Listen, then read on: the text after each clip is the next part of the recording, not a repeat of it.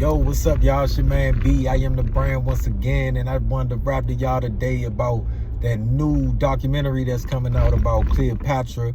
You know, it's making waves around the internets right now because they casted her as a black woman or a woman of color.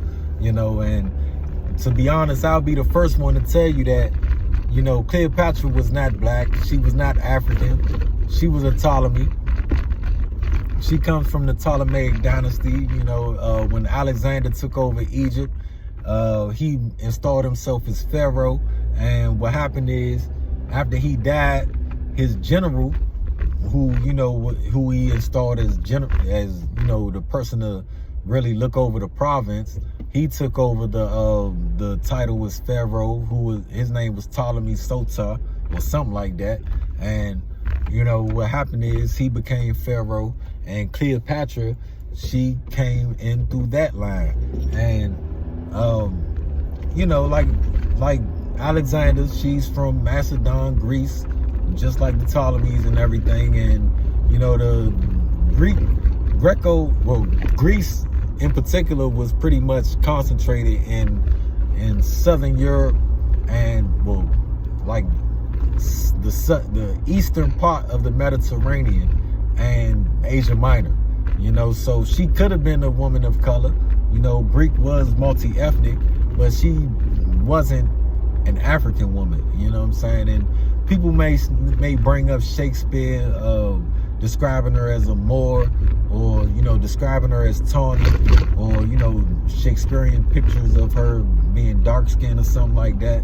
But you know, I would rather take into consideration the images that were made of her during the time when she was alive. You know, that's contemporary to her time, which you know, coins on her bust and stuff like that.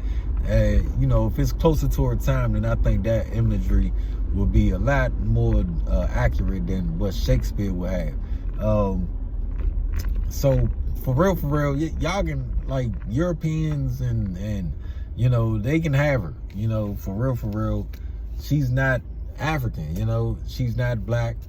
I think we came to this conclusion because of our general distrust with, you know, European scholarship in the fields of anthropology, archaeology, and also media misrepresentation of people of color from ancient times. Like for instance, you have, you know, the gods of Egypt being played by Europeans. You have, you know, Cleopatra being played by Elizabeth Taylor back in the day. You have, you know, the mummy, and then when they do make them accurate, a lot of times they're portrayed as uncivilized people. They're portrayed as criminals or people that are evil or general antagonists. So, like in the mummy, you have Imhotep being, you know, an evil person. You know what I'm saying? He's looked at as evil. You know, and you find this in a lot of different portrayals in movies and stuff. But not only that, you have the distrust from, you know, the scientific community, black people of the scientific community, of, you know, eugenics. The eugenics movement was a big issue of distrust among the black people, and how we look at you know, white scholarship in science and anthropology. You know, not only that, you know, and because of eugenics, you have scientists categorizing Africans as European of origin and saying that, you know, the Negro race couldn't possibly, you know, create something of this stature or something like that, that Arabs or, you know, or Europeans had to come in and help or whatever. So, you know, a lot of times we have we've created a general distrust about white scholarship and stuff like that. They even go so far as to describe craniums from Nubians, you know, that's from, you know, the southern part of Egypt, as Caucasians. You know, so when we look at that, and then, you know, that's being told to us over the years, we build a distrust, and we start